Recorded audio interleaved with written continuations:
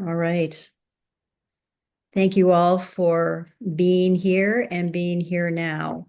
I'd like to open with just a quick reading from Joan Chittister in the Monastery of the Heart.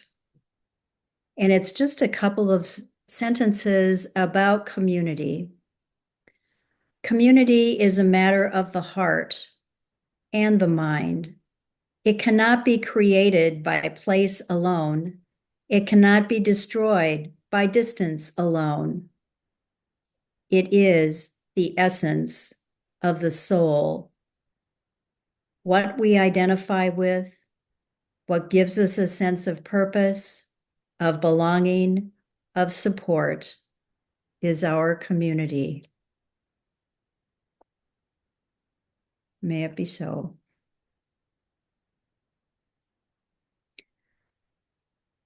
So we're going to spend a little bit of time having some fun, learning some things, getting to know each other a little bit better.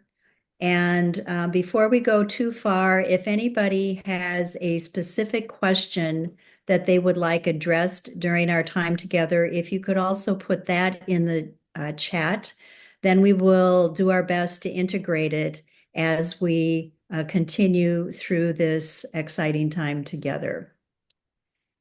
And with that, I think we have some fun trivia coming up next.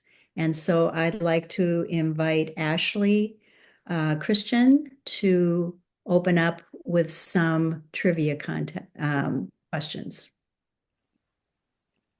Hi, everyone. Thanks for coming today. We have some fun trivia. I'm going to do my best to host this trivia. I can see all of your faces. So basically, I'm going to have some questions. And if you want to raise your hand and answer them, that's awesome. There are no prizes. None of these, there are no points, there are no prizes for the trivia at least, but we're gonna have some fun anyway. So my first question, which is very relevant to the celebration, is in what year was the Chaplaincy Institute founded? I don't have any Jeopardy music either. First hand, Jurgen? I think 1999. That is correct. That is correct. It is the 25th year anniversary. So if anybody can do a little bit of math, it was 1999. So great job. Next question is, and this is going to be, we're going to see how many digits of pi we can get here. Name one or more of the core values. We're not going to actually do digits of pi, but if you do know that, that would be a fun one. So name one or more of the core values, and we're going to go around until we get all of them. And I would be very surprised if we can get all of them. But so first hand for a lot of you look really befuddled, which concerns me.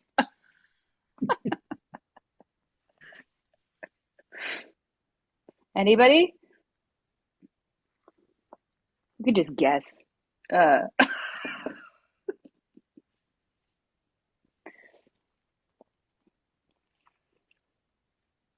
I think there's one about inclusion. There's yes, something about, accessible inclusion. okay, Yep. and something about how the divine can be revealed in lots of different ways, and we honor that. Ooh, probably connectivity, maybe. I don't know which one would that. That's a spoiler. I gave one away. What would be that value? I don't really know what you're talking about, but I don't see that in my list. We Okay, might have a secret Jurgen had one. some really good language for it. I would have to cheat. I would have to go to the website and look. Is spiritual diversity one of those values?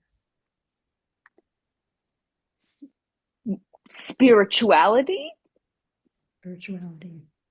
is one of them. Yeah, close.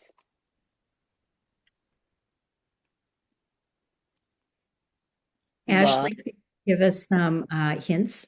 Maybe. Oh, yes. Um, let's see. One about it's hard to give away the hints without just saying them. So, I'm just gonna read them so that we all are acquainted with them. We have accessible inclusion, a community of abundance, connectivity, spirituality, accountability, educational excellence, sacred ethical responsibility, and innovation. So those are our core values. And now they're all committed to memory, of course.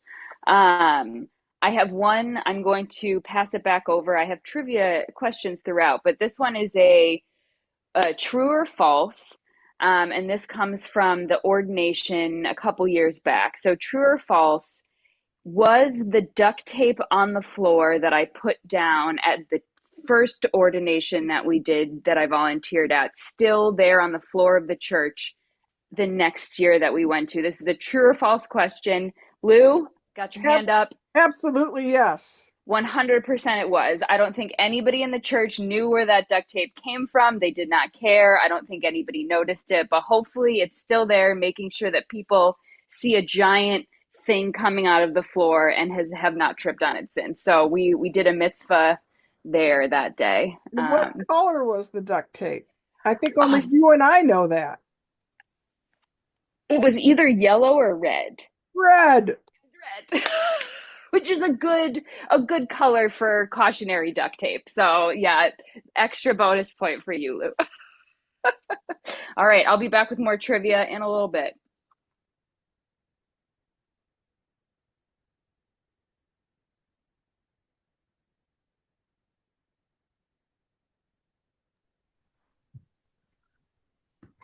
So since I'm spotlighted, does that mean it's my turn to talk about Gina Rose? And okay, great. Hi, everyone. I'm seeing some of you for the first time in a very long time, and it makes my heart leap. It's really great to be with you today. This coming Thursday, the 14th of November, will mark the anniversary date of the first ordination ceremony that ever took place at the Chaplaincy Institute. We were at the Interfaith Chapel Presidio here in San Francisco, out in the Presidio. There were, I think, 7 of us who were ordained. And to sort of mark that, in September, Christine Morgan happened to be going to Maine to visit Gina Rose. And so I did a Zoom call with the 2 of them while they were together. And we spent an hour sharing stories, just remembering some really good times together, and also inviting Gina Rose to tell us some of the stories of things she remembered from that 1999 time. And so you will see when we play the video in a second that I am wearing the coat that I wore at my ordination. And also in that call, you'll see Gina Rose is going to share the stole that she received when she was ordained. And we will talk about that a little bit. But one more piece of trivia before we go there. What was the denomination of the first church where ChI classes were held? Anybody? Anybody? It was out in San Rafael. That's my hint. Does anybody remember? Fran, do you remember? You have to unmute. It was Methodist. Yes, First United Methodist in San Rafael. Good memory. All right, so we're going to show this video. There is going to be, I believe, an even longer edition of this video, perhaps, to just share more of some of Gina Rose's earliest memories. Some of the stories that aren't in today's shorter clip include things like how she and Rabbi Michael Ziegler looked for funding in the first years, what tuition cost back then. That'd be a good trivia question for later. We could ask that. Also, some really beautiful early memories of Gina Rose practicing spiritual care with Patch Adams in different parts of the world, doing clowning and art. And Yeah, so hopefully we'll see a longer version of this video in the future. But for today, um, huge hugs to Gina Rose Halpern, who had a dream, and that dream has brought us to this moment now. So lights, camera, action.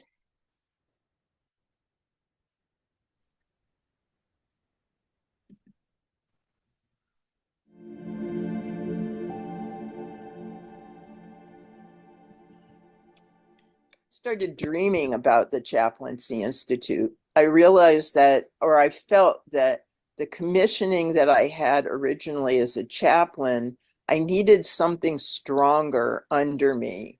And I felt like I needed a complete ordination. This is it. Oh, actually, Yes, that's the one I'm remembering. I'm going to show and tell here for a moment. Ah, And can I you hold it up to the camera just a little bit, Gina Rose? Yeah. and I was having these profound dreams.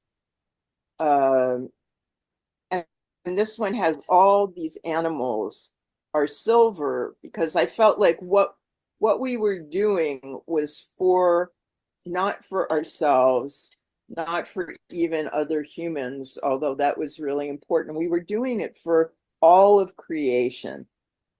And inside, yeah, the flip side.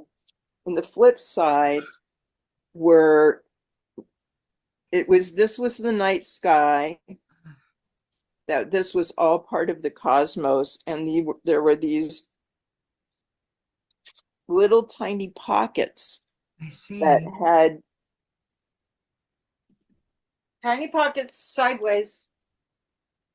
Was that a little horse? That had treasures in them, and that the call was for me was to be able to give the gifts back to the children, of which you guys are, which all the ordinands are. So this was a little horse. I've had this since I was a little kid. I kind of kept it in the pocket.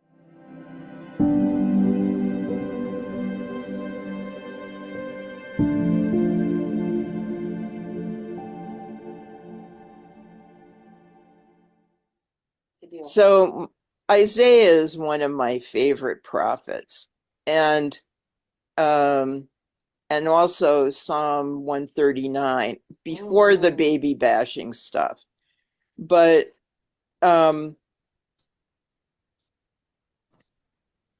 there's a line that says, this is the way when I use the ye's because they were in the original King James, when ye walk ye in it, when you turn to the right and when you turn to the left.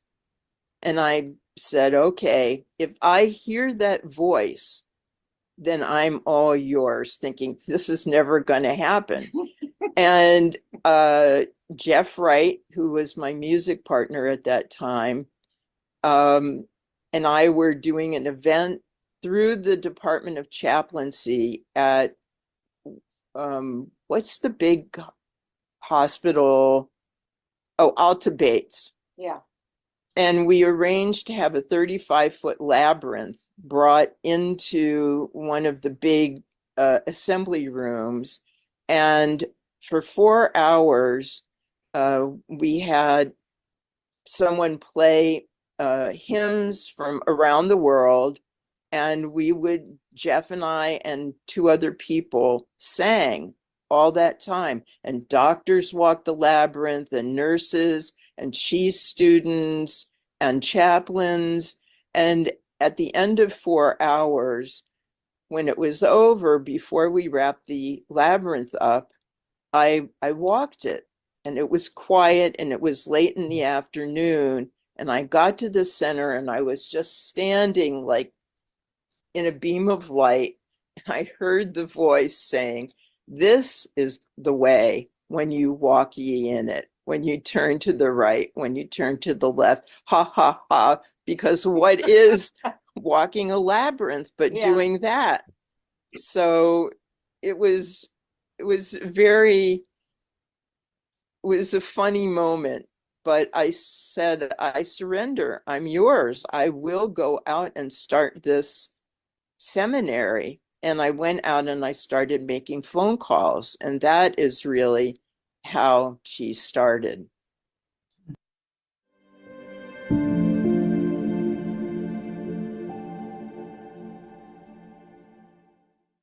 There's these really cool like threads that I'm hearing right now around, yes, it's the paths, yes, it's the cosmos, and yes, it's whimsy and it's dreams, and all of that is this enlivening, it's this chi, it's this prana that is the undercurrent of all of it.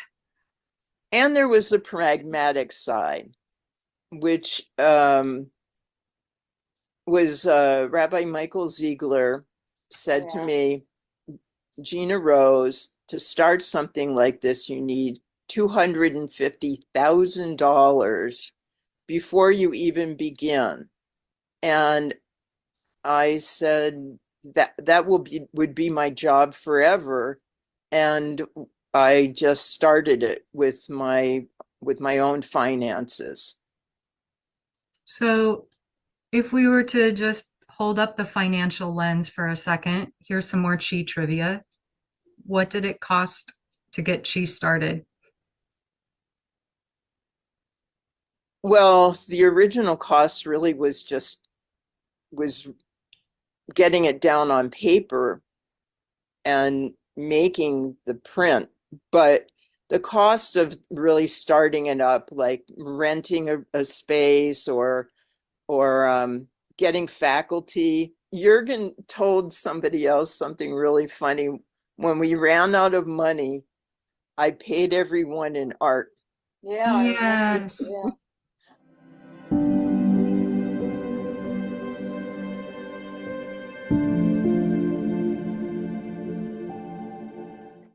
Do the two of you have a chant, a song, a blessing that you could sing together? If I sing, it'll mess it up on Zoom, but the two of you share the same microphone right now. Is there something that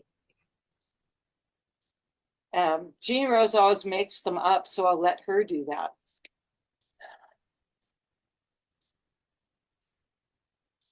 Well, the place I lived before I moved here was right on the Damariscotta River, and I could see every sunrise and every moonrise. It was fabulous. And I kept thinking that that I think it was Scott Railsback who said that with ordination, our people out in the world are like, that we had started a prayer wheel that will spin infinitely and without ceasing. And I kept praying, may I be a prayer wheel in the river of life. And I did kind of set it to music, and I don't know how rusty my voice is, but it went something like this. May I be a prayer wheel in the river of life. May I turn, turn, turn with the moon and tides. May all be happy. May all be free. May I be a prayer wheel in the river of life. May it be so, so it is, and so be it. Thank you so much for this time.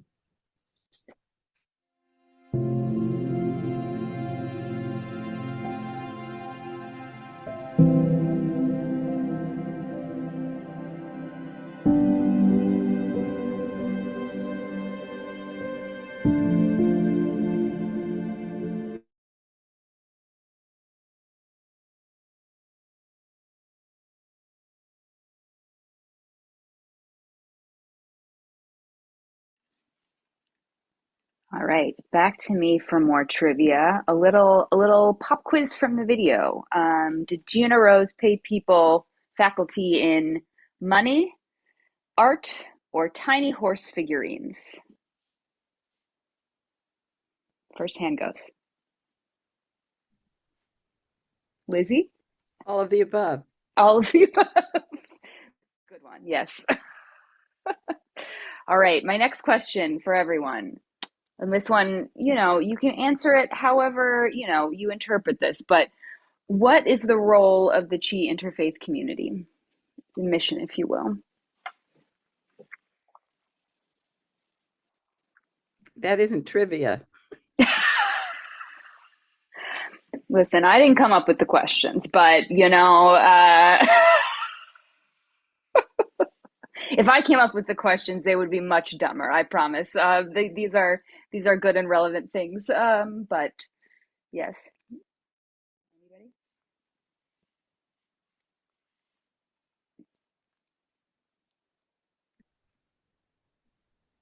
I'll jump in, Ashley. Thanks, I Mike. just, it's basically everywhere we say it, to heal and transform the world. That's our role. It's a big Indeed job. it is. Anyone else want to add anything to that? Jürgen? It's also the ordaining body of the Chaplaincy Institute. Indeed. To ordain clergy and provide ongoing personal and professional support as they serve, fostering a community that honors the sacred connection of all. Okay, without looking at the logo or your stole, how many symbols are included in the Chaplaincy Institute's logo representing its commitment to interfaith inclusivity?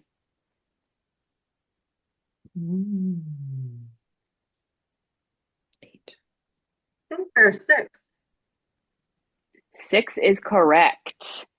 Okay, and the next question, dovetailing off of that, name 3 of the 6 spiritual traditions represented by the symbols in the Institute's logo. Bonus points if you name the name of the symbol. So we're going to try to get all 6 of them, the name of the religion they represent, and the name of the symbol for bonus points that do not matter.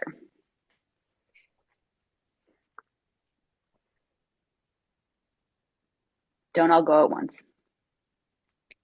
Oh my gosh, why are we so shy? So, okay, we could start with Christianity and the cross. That's in there. That's one.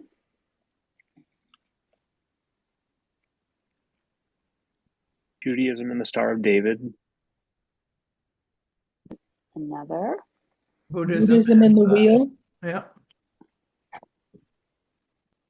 Yep.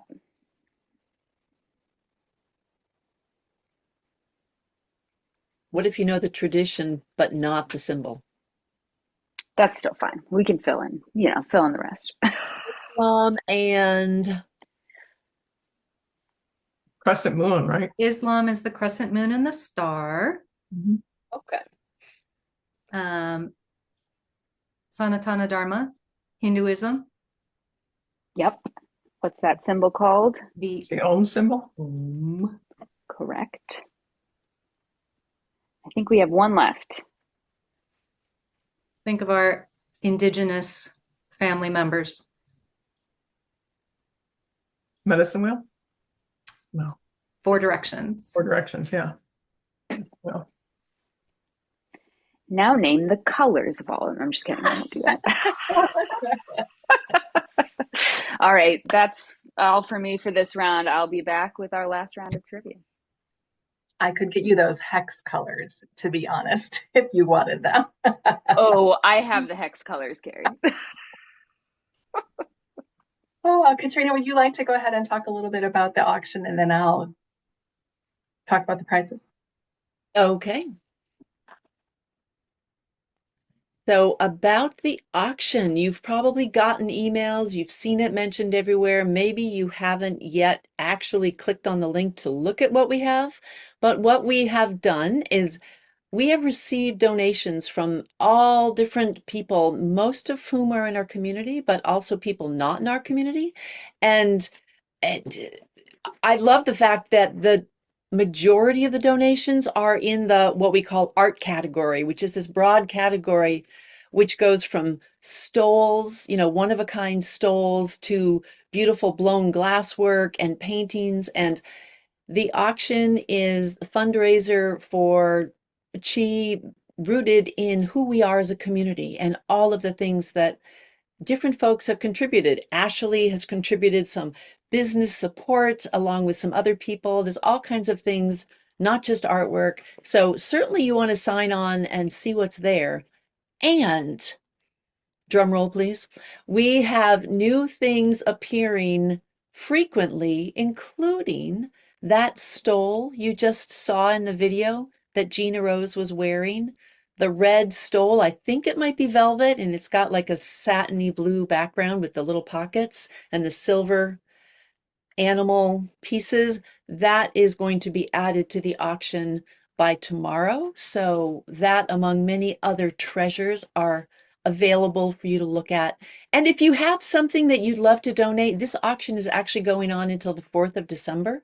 So you can continue the excitement by sending something to us that we can then upload onto the auction site. If you think you have something that would be great for our community to look at and maybe pass on to somebody else. I think that's pretty much the general information about the auction, but check it out. It's pretty cool.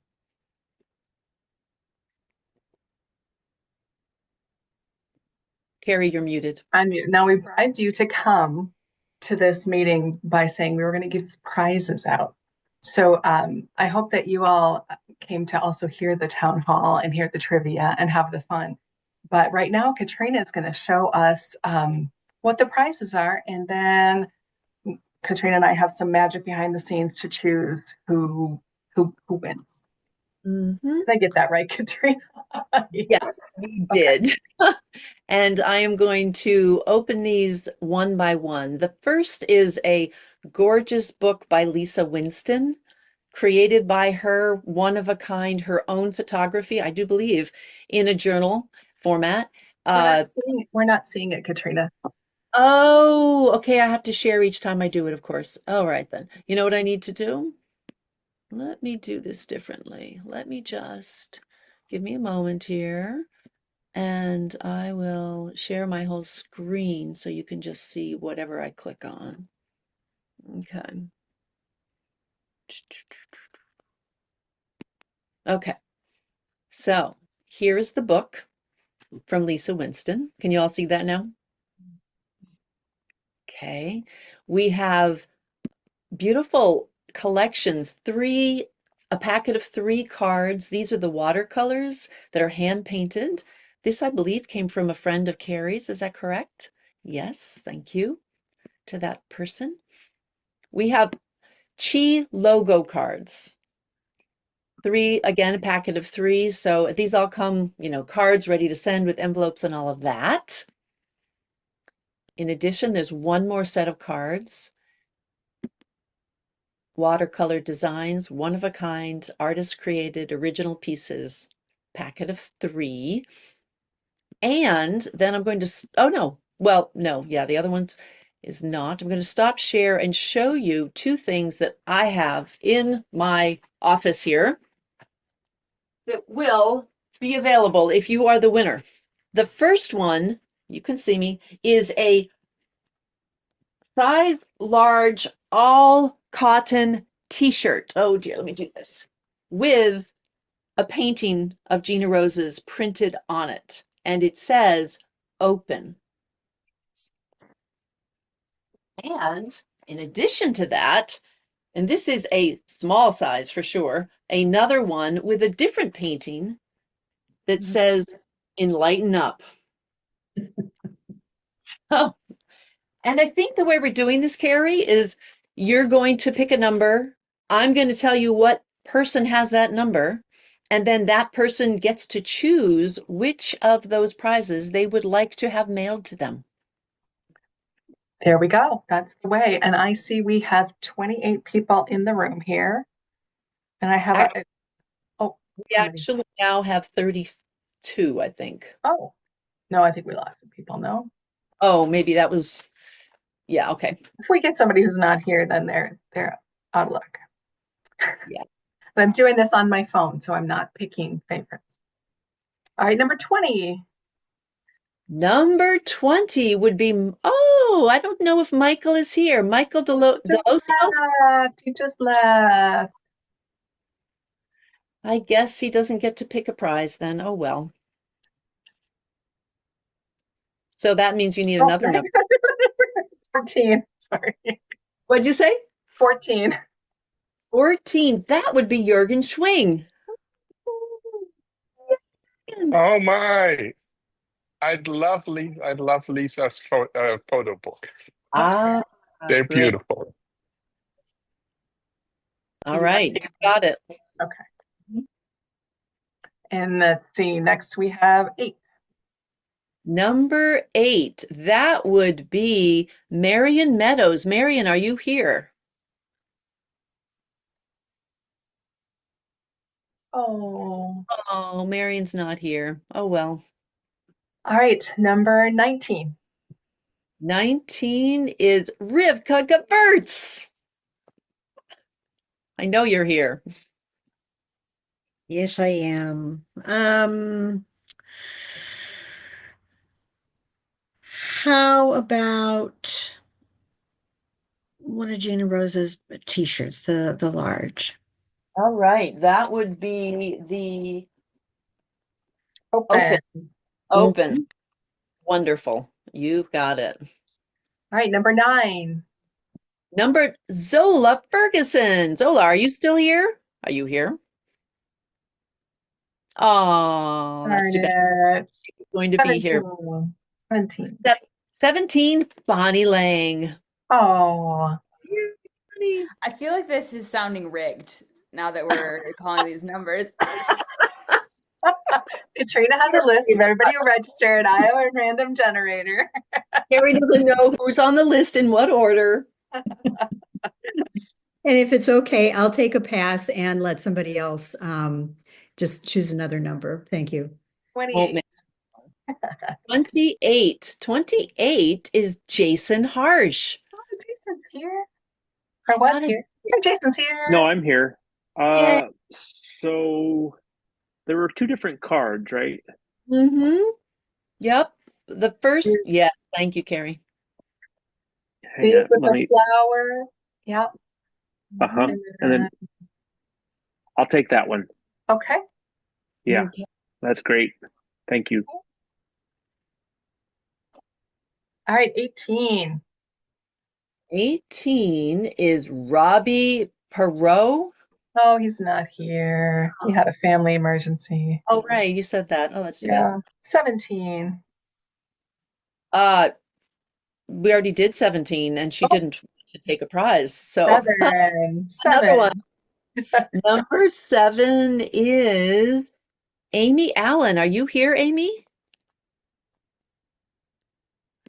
People register and don't come. Mary Tarbell Green has to jump off. Okay. All right, 10. Number 10 is Shay. Shay Green. Shay deserves lots and lots of prizes, actually. All the prizes. All I'll the give all the prizes. rest to you. I appreciate that. But no, I'm going to share that gift with someone else because we have so many beautiful faces here smiling and should be receiving. All right, number 12. Lou Masco. Oh, Lou. I'll take the puppy. I know. Oh, You can't have it. There's no puppy? No, I'm sorry. Oh, I'll take the cards. Which of the 2? Oh, the logo cards. The logo cards. All right. And the puppy. And the puppy. And the puppy on the way to you. Mm-hmm. 9. Number 9 is Kelsey DeVico. Kelsey, you are here? Didn't I see you? Here. Yay. What remains? I actually don't know. Sorry. These cards and the small t-shirts, right? I would take the cards. All right. And then 8. Number 8 is Zola again, who's not here. So Maybe try we another. should just say who wants the small t-shirt? Does anybody want the small t-shirt? Because that might not fit everybody. Well, that's true. Let me hold it up. It is a size, well, it says large, but I think that's like Oh, large children. okay. Or Lizzie raised her hand. Lizzie raised her hand. Yeah, let's do that. There I you don't go. mean to break, Lizzie, I don't mean to undo the rules, but let's do that. I need all the enlightenment I can get. I'm right here I'm saying enlighten me to you guys. Look at the company I keep, for heaven's sakes. there you go. How could you not? Right. Thanks so much, everybody. I appreciate that. And then everyone who has shown up today, we have a little vinyl sticker to go on your water bottle that I will reach out to you. And if you send me your address, it will be on the way by the 1st of December, to be realistic. All right. Thanks so much for coming today. And thanks for sharing the prizes. That was fun. All right, Ashley, it's back to you for some more trivia. Yeah. All right. This one I'm kind of going to do in a little bit of a multiple choice because I realize that coming up with the exact wording, might be challenging. So, my multiple choice question for you is, what vision does the Chaplaincy Institute have for its community of graduates? Is it A, to develop a network of graduates who promote sustainable practices by integrating spirituality with environmental stewardship? B, to inspire a community of graduates who heal and transform the world by honoring the sacred connection of all beings? Or C, to build a community of graduates dedicated to advancing interfaith education through public service and social justice initiatives? That's another all of the above. I mean, get a grip.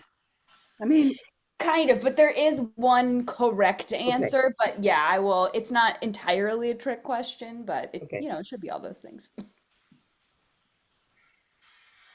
Jason? Is it B? It is B. Correct. It is to inspire a community of graduates who heal and transform the world by honoring the sacred connection of all beings. I was just ordained, so I should know that. And speaking of that, that's my next little fun trivia question. Approximately, and we're going to get an approximate number, closest without going over Price is Right rules maybe, but I don't actually have that actual number. Maybe somebody here knows the actual number, but how many people has the Chaplaincy Institute ordained in its 25 years? 305. Oh, okay. That's a very specific number. 350. Okay. The number, okay, 280. Okay. I feel like, Bob, that's probably about the closest. I think we're somewhere between more than 250, but less than 300. So 280, that sounds like a good amount of people, and a good number. So maybe we'll have we'll find out the actual number, but that was my rogue question that I just threw in there. So, okay. And my last question for trivia is, what unique perspective does ChI bring to traditional chaplaincy training? What makes us different and weird? Probably a lot of things, but. Interfaith and creativity. And as Carrie says during the Ordinand Retreat Week, it'll blow the top of your head off and rearrange your DNA. And that's an absolute truth. That's very true. If we've experienced it, we know that that's true. Well, one of the things that we offer very uniquely is an interfaith and interspiritual focus that respects all religions and belief systems. So, yes, thank you for participating in my trivia. And yeah, that's all from me. Thank you, Ashley. Thanks, Ashley. So many wonderful rounds of trivia. Good afternoon, everyone. So good to see each of your faces. So I am going to be sharing some of my reflections on ChI about the last 25 years. So when we think of the Chaplaincy Institute, we think of a place where everyone, regardless of their spiritual journey, background, or belief, is not only welcome, but deeply honored. Founded with the belief that spirituality transcends borders, the Chaplaincy Institute, or ChI, as many of us affectionately call it, has become a home for those seeking to bridge spiritual traditions and to serve in profound, compassionate ways. Or not spiritual traditions. It's all good. Today, as we gather here in celebration of the Chaplaincy Institute's 25th anniversary, we're filled with gratitude, reverence, and awe. 25 years ago, a vision was born. Since 1999, the Chaplaincy Institute has been a home for seekers, dreamers, and change makers. Here, we've built more than a seminary. We've built a community where all are welcome, a place where the many paths of faith converge, not in uniformity, but in unity. Today, we're honoring that vision and celebrating the countless lives that have been transformed and healed, the profound ripples of kindness and healing that our community members have sent into this world. Let us take a moment to honor the heart of our work, our mission, vision, and values. They're not just words on a page. They're the soul of our institute, aside from all of those who have served with great love and care. They're the guiding lights that call us to live with integrity, inclusivity, and a boundless love for humanity. Over these 25 years, our community has accomplished remarkable things. We have ordained and certified spiritual leaders who serve in hospitals, hospice, prison, schools, the grocery store, and everywhere else that you can think. We've sent forth compassionate leaders who have gone on to create ministries and movements that uplift and empower. And of course, we've been honored with your presence, and that is more than we could ever ask for. It's a beautiful thing, but more than achievements, today is about gratitude, and we're here because of the people, the many souls who have given their time, talent, and trust to the Chaplaincy Institute. So to Gina Rose Halpern, who literally dared to dream, to our board of directors, our staff, our faculty, who bring wisdom and warmth, to our students and alumni who carry our mission forward, and to each of you who are gathered here today, thank you so much.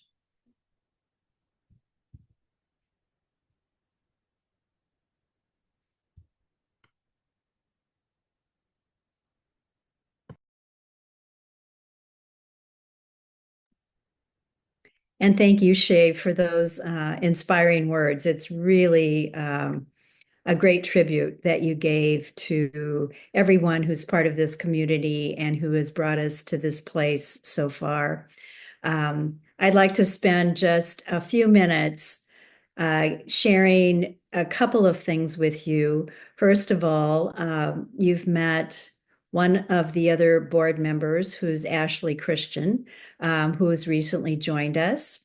And I would like to, if I could, ask Karen Hernandez to, if we can somehow show her or ask her to say something. She is one of our newest board members and has a great perspective where she is not a graduate of ChI, and she is a graduate of many spiritual practices.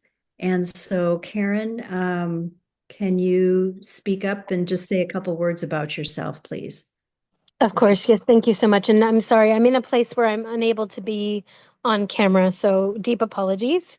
I just wanted to, I just wanted to say hello and thank you so much. I'm happy to be here. And I know Lauren through United Religions Initiative, which is where I worked for 7 years. If you're familiar with URI, it's the largest grassroots peace building organization in the world. And so I worked there for 7 years. I was at Religions for Peace International for 7 years. And then I went back to grassroots, just wicked grassroots, where I'm now the executive director of the Interfaith Council of Contra Costa County. I feel more happens at the grassroots level, honestly, than at the very high level. So I have 3 theological degrees from Andover Newton, Boston University School of Theology, and Claremont School of Theology. And so interfaith has always been really important for me. And I started school at Wellesley College. I was on the 20-year BA plan right after 9/11, and so studied Islam extensively, and then went into that interfaith world unexpectedly. And but it's obviously where I needed to be and where I wanted to be. So just really happy to be here, and I'm really excited to work with ChI. I know several graduates, not just Lauren, from ChI, and have worked with one of them, Channing Miller. She is at Rossmore, and they're a partner with the Interfaith Council that I'm working at. So just have always appreciated the mission of ChI, and have always paid attention to what ChI is doing. And just being on this call with all of you has been really wonderful to witness your spirit and your love and passion for this work. So thank you so much. Happy to be here. Thank you, Karen. And we're absolutely delighted to have you as part of our team. And so speaking of that, I sent a few slides ahead for sharing, just to give you a quick review who the current board of directors is. I'm the president. Cara Russo is the secretary, and she's in Arizona and has a specialty in human resources, for those of you that don't know her.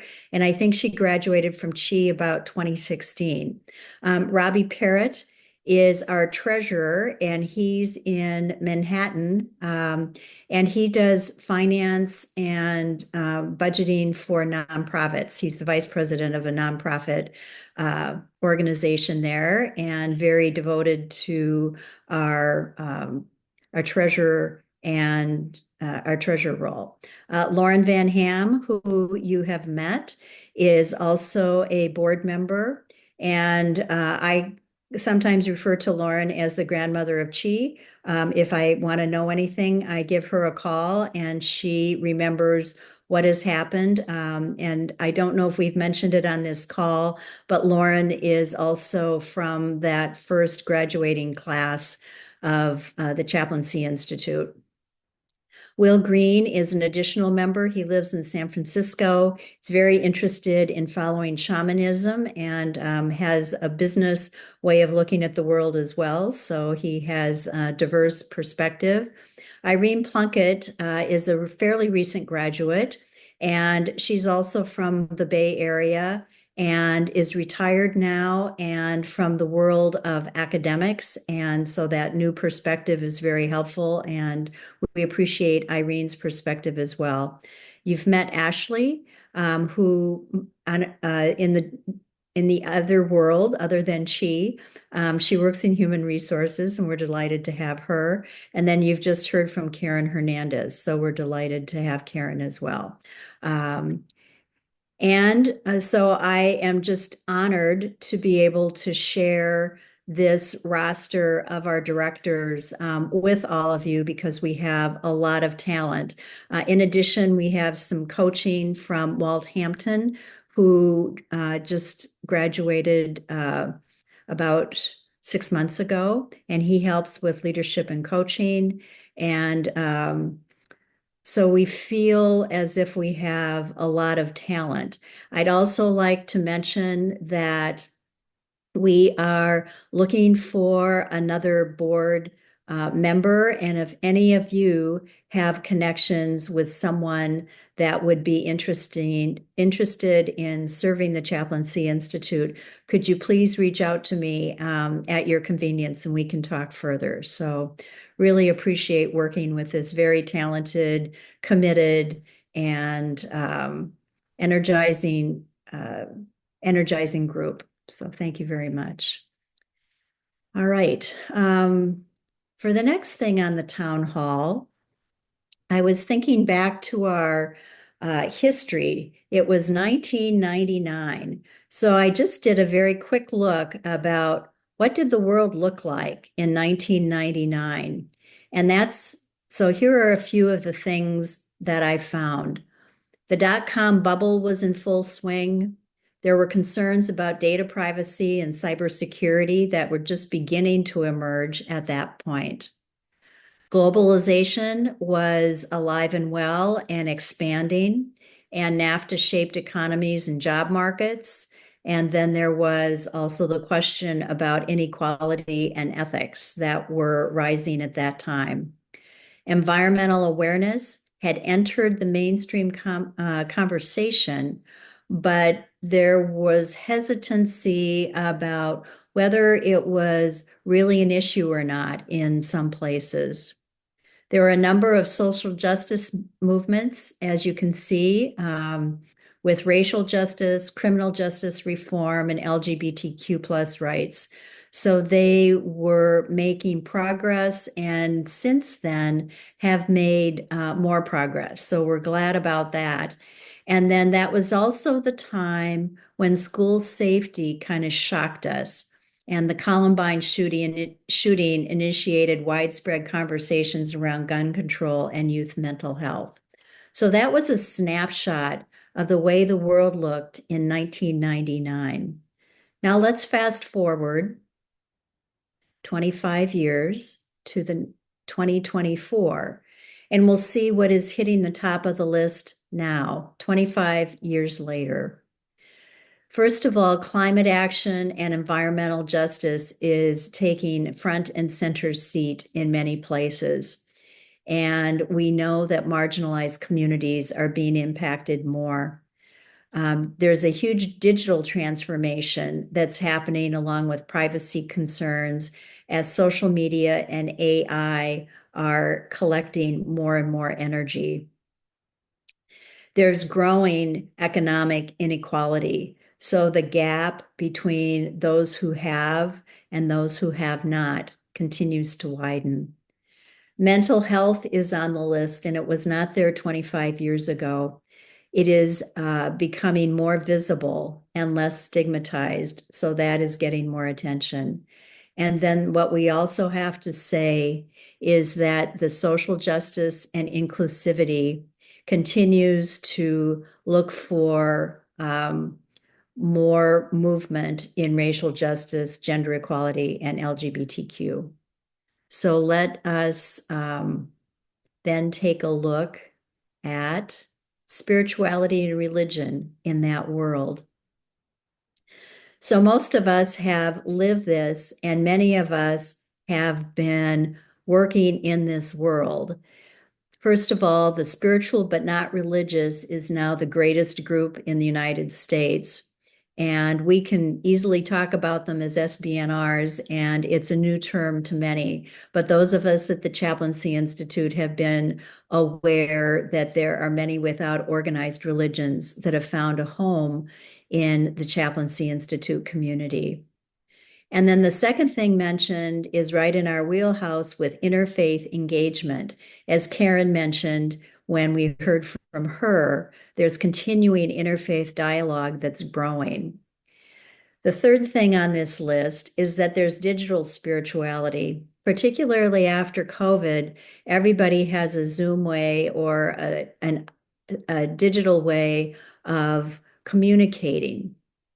And our ordination 2 weeks ago, for example, was online as well as in person. So that is now a norm, and it used to be the exception. That means we can get together with different geography. We can get together in different times and much more convenient. So that's a change that has happened in the last 25 years.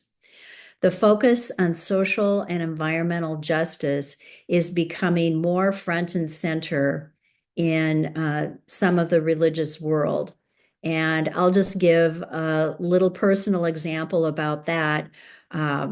My work life right now is being a minister at a small UCC church on the California coast. And our congregation is very involved in a number of social justice issues, and it's very different from the childhood churches and religious communities that some of us have grown up in.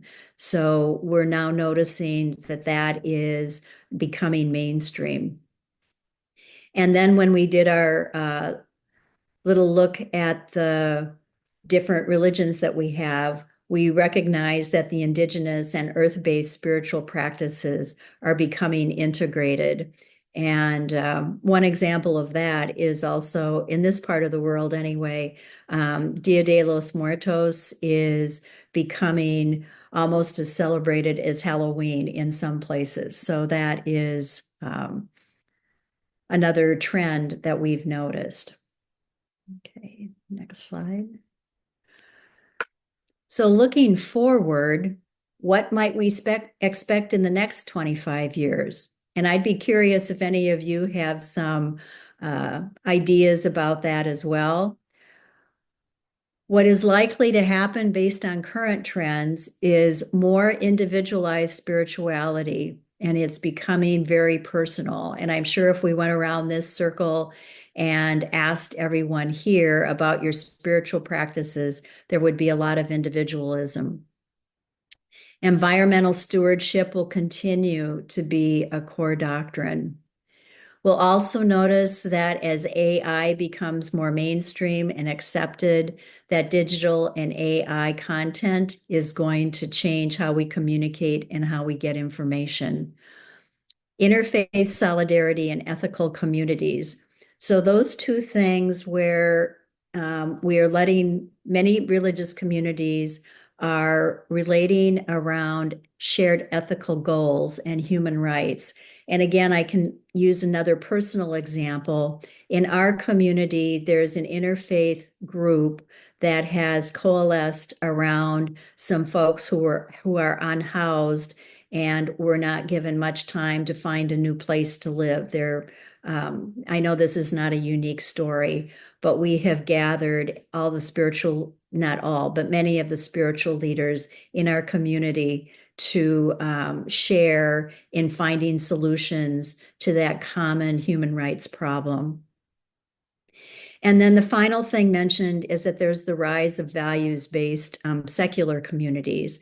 So we do know the stats that official religious affiliation continues to decline in some places, but there are secular communities that are growing those. And I know many people on this call are members of that. Okay. So that's what we can expect going forward. And then I think the key point, just to wrap this up, is that ChI is meeting the future. As we started with Gina Rose's vision, and she talked about what she saw and what she thought the future was holding. We met the future then, and now we are 25 years into it, and we have everything we need to meet the future going forward. So we're forward thinking. We're filling a gap not met by other traditional organizations. We're leaning into the most critical issues in the foreseeable future. So an ask I would have for those of you in our community, and this is a continuing ask, is that if you know other students that would benefit from this, please refer them and grow our family. The second thing is if you have discretionary income and want to vote with your dollars, we could very much benefit from financial support by adding some new positions and some new technology, particularly this year. And the final thing is continue to be active in our community, whether you have a social group, you attend meetings like this, you participate in our auction, or you just have a friend that you want to have a call and go out to lunch with who's part of our ChI community. So I would like to thank you all for your continuing support for that.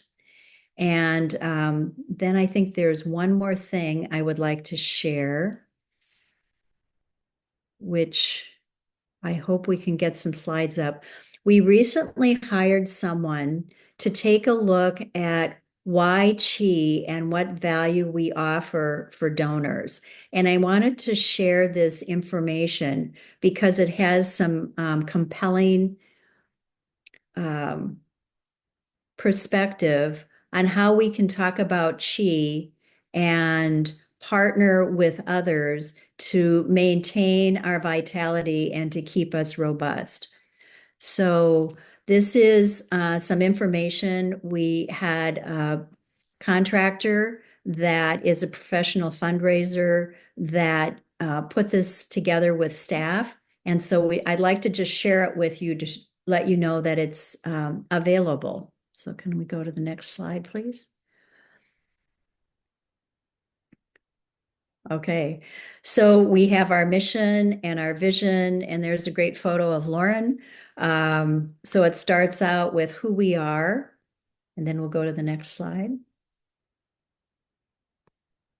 And about the Chaplaincy Institute, and this shows one of the graduating classes, what makes us unique, and 25 years ago, and we've got over 500 graduates, is what we've said at this point, and interfaith, holistic, and community focused.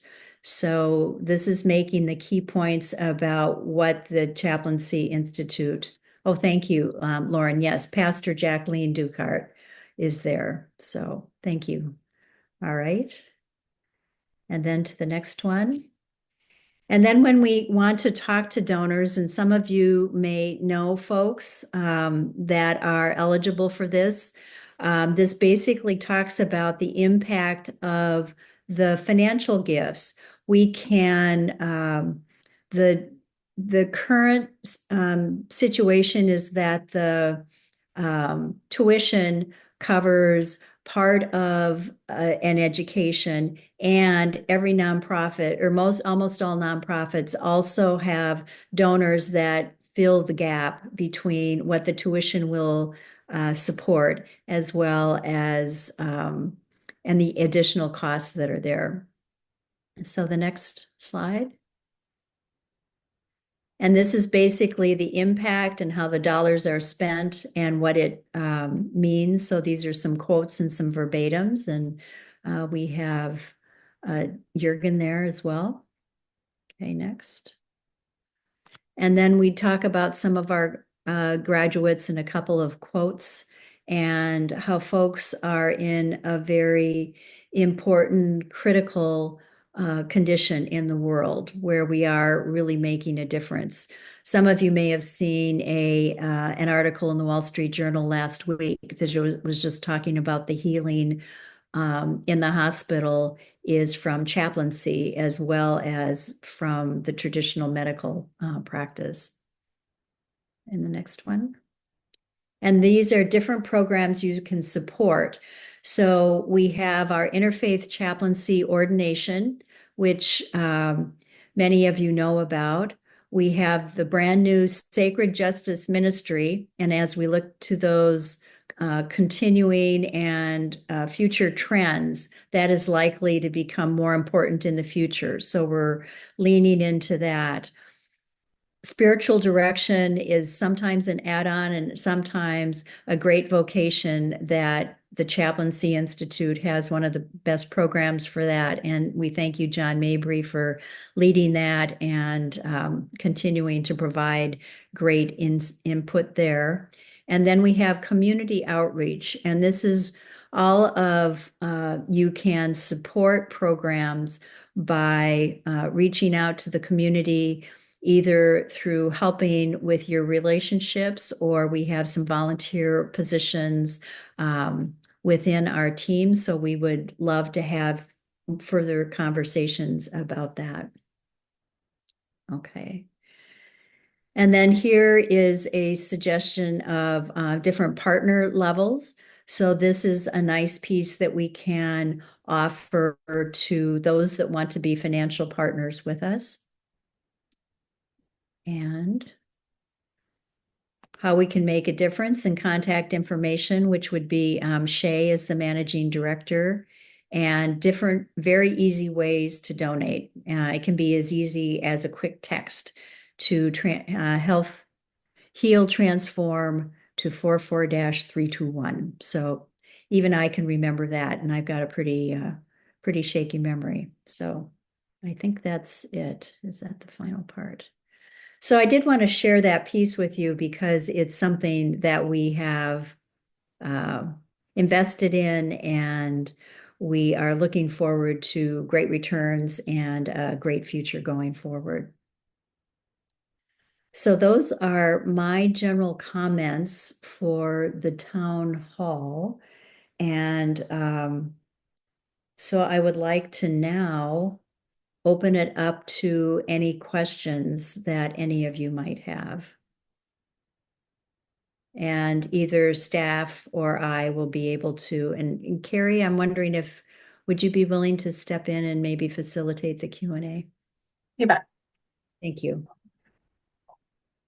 Any questions, comments, feedback, thoughts?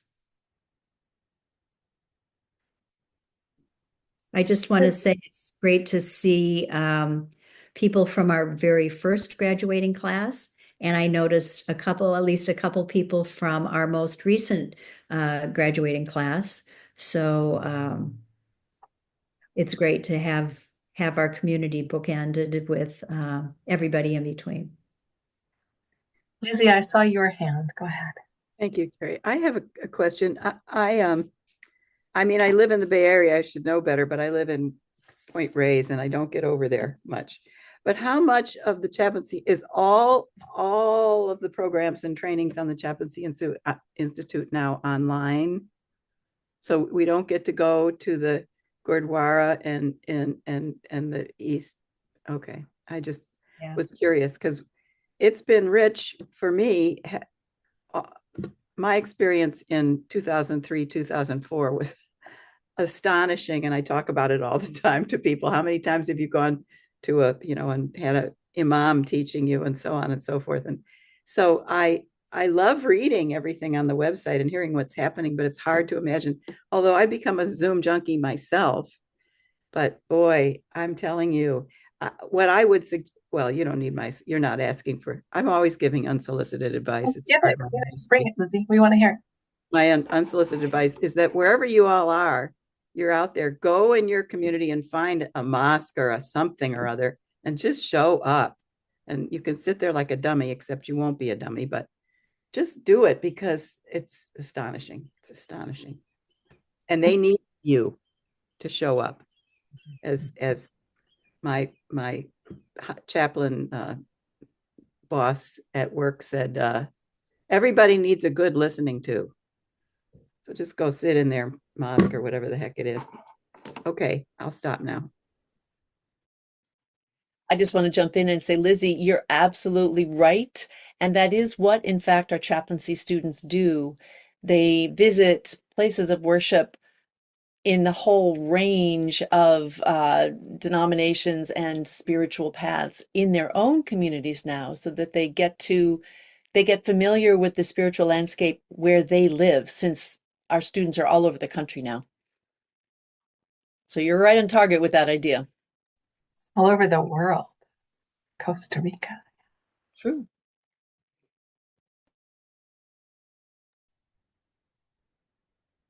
Bob, I see that. Bob Hardy had a question. Asking, how do we get one of the brochures, which I think means Jessica Toussaint's slide deck. Is that available to share with possible funders and partners? So it is a pitch deck, and it is typically for our funders, and it would not hurt for you to share if you have people that you'd like to share it with. So if you want a copy, please let me know and I will be in contact with you.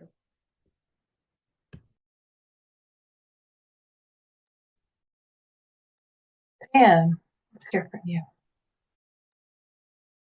You know, I just wanted to offer the noticing that when I was in seminary in 2004, exactly 20 years ago, oh my God, there was so much of a different weighting on the specific faith traditions. It was very much through the lens of the faith traditions, and we were just beginning to grapple more directly with the spiritual, but not religious in a more pointed way.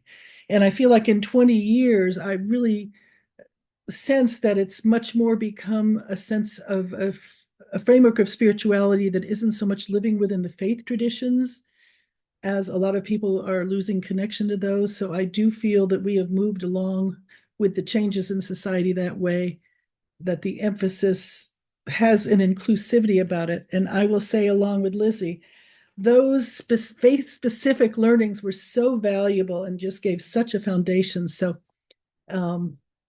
both are so valuable. And if we can walk on both feet with that, we've really got something. And I think that's what we're trying to do.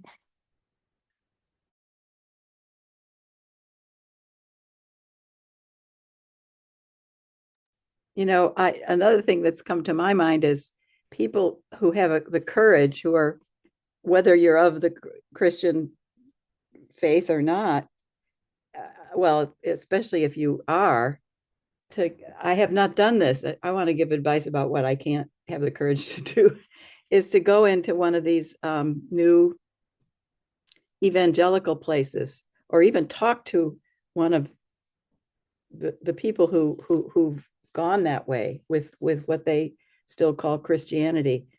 And it's not just visiting these places to see what they're doing, but to be ourselves in it.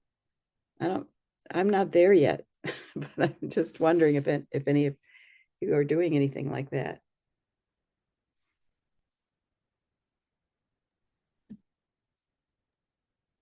Rivka, I wonder if you want to talk a little bit about, Karen, I see your hand. Rivka, I'd love for you to talk a little bit about how we address Rivka is our Dean of Academics, and I'm not sure if everybody knows that. But let's hear from Karen first, and then maybe we can cycle back to that. Let's hear to Karen's question. Sure. No, I was actually going to just respond to what was just said, and the work that, is happening internationally as well as here in the United States, addressing religious extremism, conflict amongst religions, which is almost always politically driven. That is something that I have worked on for decades. And, I was just in Liberia and Zimbabwe in February doing a training. And, now I'm here in Contra Costa County. And, when we're talking about approaching Christian nationalists, it has to be with a lens, and I think we already all know this, but with just listening and understanding. And as hard as that might be, I've sat across from self-proclaimed Zionists when I was in Israel and the West Bank, and that was just about listening and learning. And so I, went to the Branch Davidian sect in Waco in 2011, and I sat in the Branch Davidian sect and I learned from them. And again, that was just about listening and learning. And so I think right now that's what it takes a lot to step into, that because it can be very jarring and very difficult. And at the same time, it informs our work, and it informs how we move through the world, and it informs and gives us the ability to be able to address all of these things holistically, and all of these things in a way that makes sense, and allows us to work with others to help them understand too. So I just wanted to just add that there's a lot of value into walking into conversations that we really struggle with, and we really don't agree with, or that we really don't understand, especially when these people are causing harm, and be able to step out of it after that and actually, again, let it inform us. So I just wanted to add that. Thank you. This is one of the reasons why we've been bringing sacred justice ministry more into the conversation, as well as, awareness of the impacts of climate crisis on marginalized communities, economic justice. We live in a world that's very tender right now. And when chaplains are coming into a moment of coming alongside someone, that listening that Karen was just talking about is central, becoming rooted in a resilience that allows people to step out of our white privilege, make space for the lived stories of those who we serve, empower them to help us understand what this society has caused us harm, including our religious traditions. One of the things that has changed as more and more spiritual but not religious people have come into the swirl is recognizing our faith traditions have been a source of hope and help, and they have also been a source of wounding and causing harm that are part of the larger hegemony of our culture. So I love how many of our instructors are making space to understand we're teaching in a different time, we're teaching in a different way, and we have to be gentle with ourselves and those around us in a world that is hurting, that is in need of that healing and transformation that we set as our goal. So.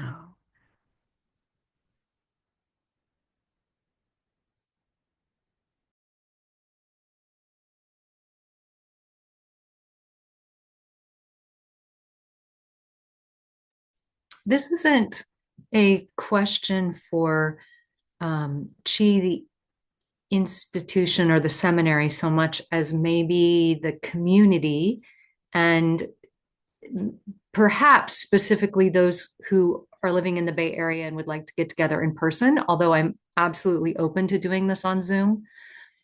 I have some real energy for this particular conversation.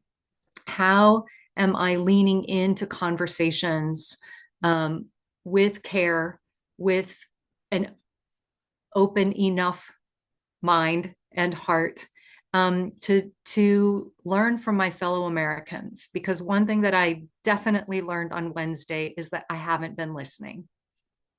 I am in a Bay Area bubble, and I bet a lot of us feel that way.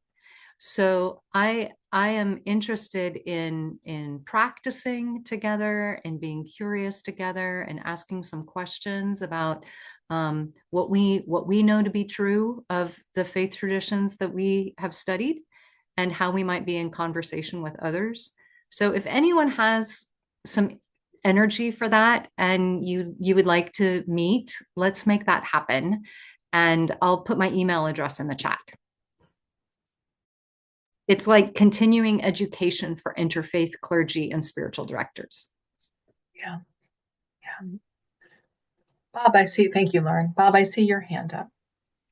Yeah, hi everybody. My name's Bob. I'm from the Chicago area, and I just wanted to. I don't really have a question, but I wanted to say hello and thanks to you all. I was part of the group that was just ordained a couple weeks ago, and I see Jason and Erica on here, and so many of you were there supporting us, and all of you were there with us and supporting us through the community. And I just want to say thanks. And, you know, I know I'm sort of preaching to the choir on this, but I just wanted to share with you today what happened to me today, you know, in terms of our impact on the world. So I was talking with my son, Alex, who was one of my stole bearers, and he told me that attending the ordination ceremony was, I think he said, the third most important event of his life. And he's married and has 2 kids. So I'm not sure exactly where that falls, but it's pretty high. And, you know, I think he had, would have said he was kind of non-spiritual and non-religious, but kind of moving a little towards spirituality. Anyway, attending that ceremony helped him to leap forward into a world of the ChI world. And what a wonderful thing. So anyway, just wanted to mention that and to thank you all.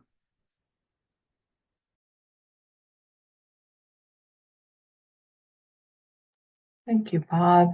My gosh.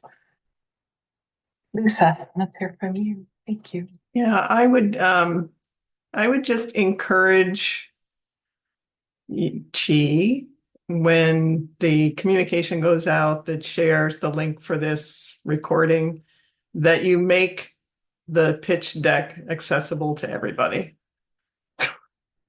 You've got over, 280 grads who can be out there in the world saying, hey, it doesn't do any good, to sit in the office. So send us the pitch deck so we can go out with it.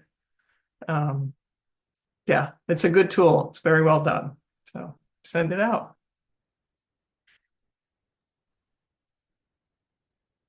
Heard, Lisa. Thank you.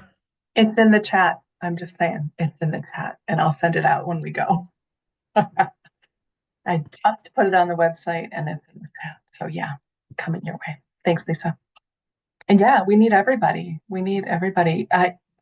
Just to speak to that a little bit, people don't listen to staff. When we ask for stuff, we're the staff. You hear from me every day. So when you talk to other people, when you reach out to other people, volunteer to volunteer, it makes a whole difference. Lou is our chief Sherpa, volunteers at the that's Lou's name, not mine. Volunteers at the reception, the ordination every time. And when Lou asks people, they're much more to help. They're much more likely to say yes. So please take that chart. I don't mind emailing you every day, but makes it more powerful. All right. Who else has a question or a comment? Lou. I have a question for Ashley. HR expert. It's that time of year where if you're in the corporate world, you get that list from HR saying, oh, it's time for donations United Way, and you can select from all the different organizations. Is there any way to get ChI onto that corporate list, Ashley?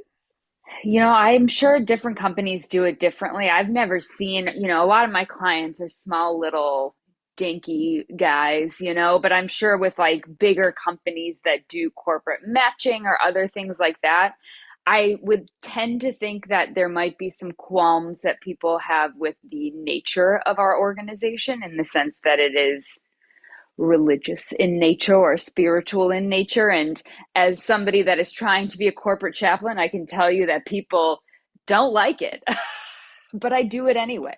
So, but yeah, I think it's definitely something to look into. And certainly if you know of any places that offer matching, donation matching for nonprofits and for things like that. But yeah, that's a good question. I think, yeah, there's companies who offer donation matching in the Bay Area. I think Boeing does here in Seattle, Carrie. Yeah, it takes some time. So when you do the end of year giving, it can take some weeks to get that donation to come through, but it's worth it. Boeing will match up to $5,000 of a donation to a 501c3, which is what we are. Oh, Jürgen, really? Okay, that's good to know. Thank you. Great question, though. Thank you, Lou. Thank you for the information, Ashley.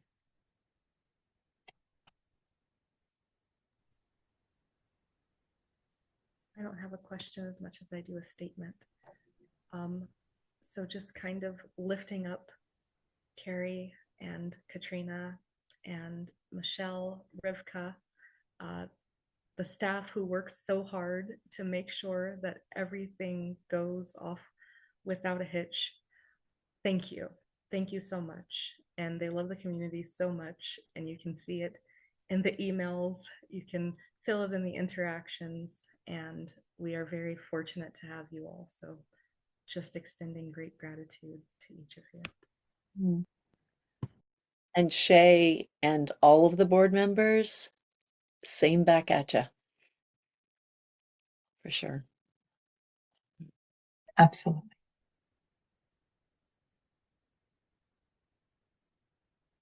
We're just about at time, but I want to invite everybody to stay on. If you'd like to share in a social hour, we'll have some time together to visit and catch up or to ask more questions. Thanks. Bonnie, I'll let you say goodbye. So once again, thank you all for taking the time, making this a priority in your busy lives on Saturday. So I am extremely grateful. My own life has never been the same